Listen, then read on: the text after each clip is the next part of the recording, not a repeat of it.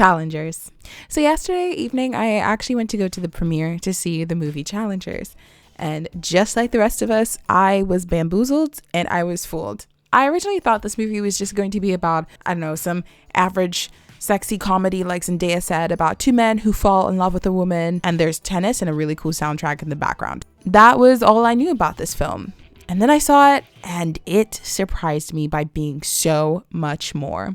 You see, because of the advertising and of the trailers, you tend to think that this movie is mainly focused from the view of Tashi Duncan, played by Zendaya. It's no doubt that because of the amazing actress that is playing in this film, Tashi Duncan has a naturally domineering presence. Wherever she goes, she is the main focus of the two male protagonists. And for sure, Tashi Duncan is a great manipulator and a lover of tennis itself, but by the end of the film you realize that Tashi might not be as powerful as you think. In fact, Tashi is just the tennis ball that is tossed around between the two rackets held in the hands of Art and Patrick. And at the end of the day, this movie is actually about the toxic love story between Patrick and Art. But let me explain. If you guys don't know who I am, hi, my name is Deborah, student, singer, songwriter, and everything else in between. Welcome back to my channel, where I talk about my favorite TV shows and movies and books. And today we're talking about Challengers. So let's get into it. As Tashi Duncan says in her monologue while she's on the beach with Art and Patrick, she says, and I'm paraphrasing here, that tennis is not just a game. It is a relationship. She compares her tennis match with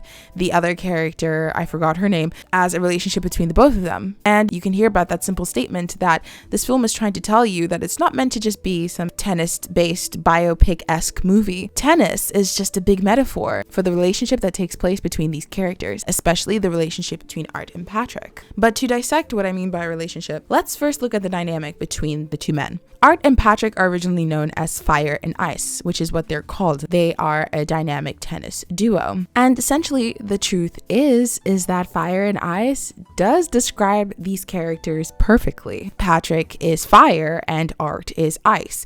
Patrick is very domineering, passionate. I hate to use the word alpha because I feel like that word has been put to death practically on the internet, but he does have very domineering energy. He's very charming, commanding, and has a certain amount of cockiness, pride, and ego that sort of make him an enigma that you can't get rid of. It's something that you can't turn away from. He eggs you on. Whereas Art might have what my friend called puppy-like or golden retriever energy. He is just like ice. Now, what makes ice? Water. Just like water, especially at the beginning half of the film, he is more flexible and soft in his original form. And just like water, he's able to go with the flow a lot of the times. He's also seemingly more emotional than Patrick is. While Patrick does display more passion, Art focuses on feeling from the heart. And so as a result, he also performs from the heart. And if his heart's not in something, then he won't be passionate about it, which is why he requires so much passion, fear, turmoil, and anger to be able to play such a good game.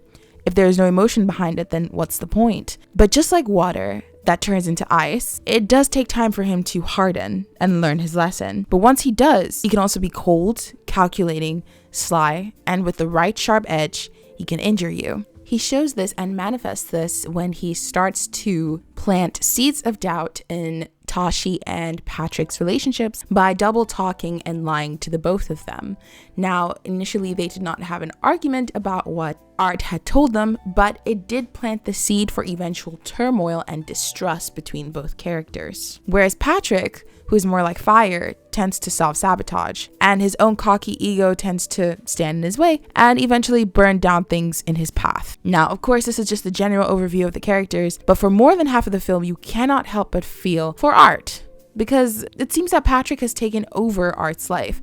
He dominates him in every single thing that they do together, constantly underestimating him and saying that he knows that he's going to win the games, even though eventually the true winner of the story is Art within the context of the games. He ends up winning the girl that Patrick has always wanted. He is the household name, whereas Patrick became a nobody despite all his passion and ego. But yet, despite this, and especially towards the beginning half of the film, you see the different types and forms of intimidation that Patrick uses towards Art, especially sexuality. See, Patrick uses sexuality a lot of the times in this film, and his sexuality is constantly nodded towards. Patrick can either use his sexuality to make Art feel physically uncomfortable by being naked in front of him in the sauna, showing his clear lack of boundaries for Art's feelings, respect, and space, but also as a form of intimidation to try and show that he is a bigger man, which is not the truth and is essentially the foil of his character. He's a talker, he's a performer, and yet he has nothing to show for it. And in terms of sexuality, it was Patrick who led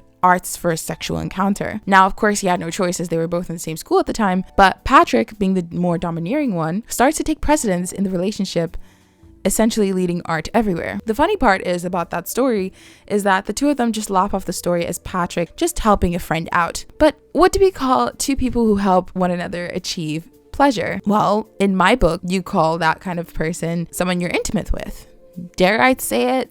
A lover. Whether it's explicitly stated or not, Patrick and Art mimic a relationship of lovers in some shape or form. And Patrick, leading with his sexuality, definitely has a sort of toxic lover dynamic with Art. Patrick, whether he likes to admit it or not, was Art's first encounter into sexuality, self-pleasure, and sex. He was his teacher and was involved in his first ever sexual experience, as far as we know, which explains how physically comfortable they are with one another. They have a lot of physical intimacy in the way they hug, in the way they are together. And this is not to say that two men cannot show physical affection without being lovers or into one another sexually or gay. That is not the point. The point is that this is a deeper conversation.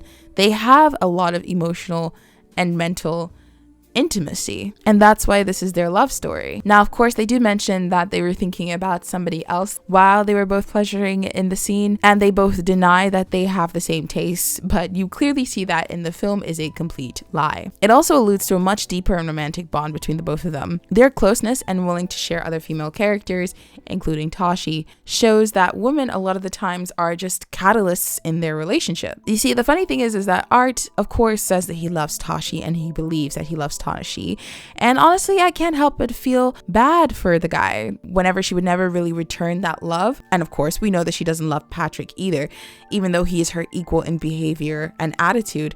What she really loves is the game. She loves tennis. That is her lover. But at the end of the day, women, and especially Tashi, are the catalyst that bring both of these male protagonists together. Tashi realizes this dynamic within meeting the both of them. And while they refuse it or deny it, she is smart enough to realize how she can use it to her advantage. And you can clearly see that with the kissing scene, in which she allows them to eventually end up making out with themselves. She clearly states her position. You first think that she's a master manipulator, but at the end of the day, she's just the catalyst. The truth is, Art and Patrick both bring out the worst and best in one another, which is why when they are facing one another, they tend to produce the best games. And without Patrick being near Art and Art being near Patrick, well, it's not the same. Don't get me wrong. Patrick loves the physical fame and of course the influence that comes with being a tennis player, and he's also fairly infatuated and obsessed with Tashi in a sexual manner.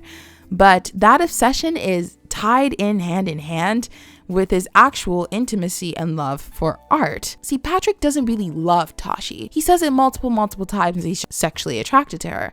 His real obsession is Art, and the fact that the both of them are connected make him impossible for him to stay away. I also want to add that Patrick, a lot of the times why he might be more comfortable being more upfront, Art is much more shy and reserved, and it sort of feels like Art rejects any notion of intimacy between the both of them. Well, at least he rejects admitting it out loud.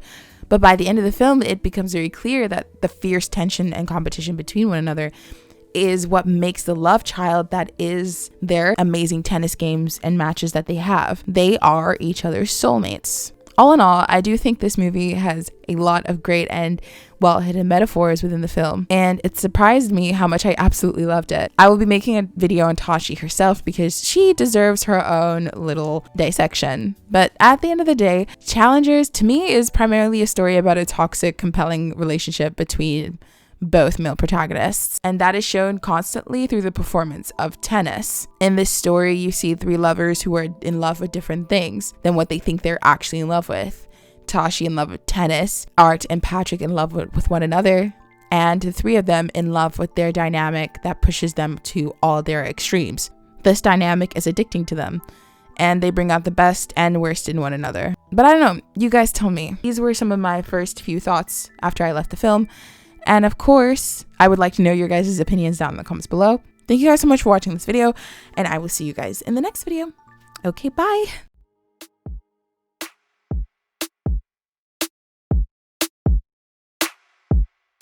Over.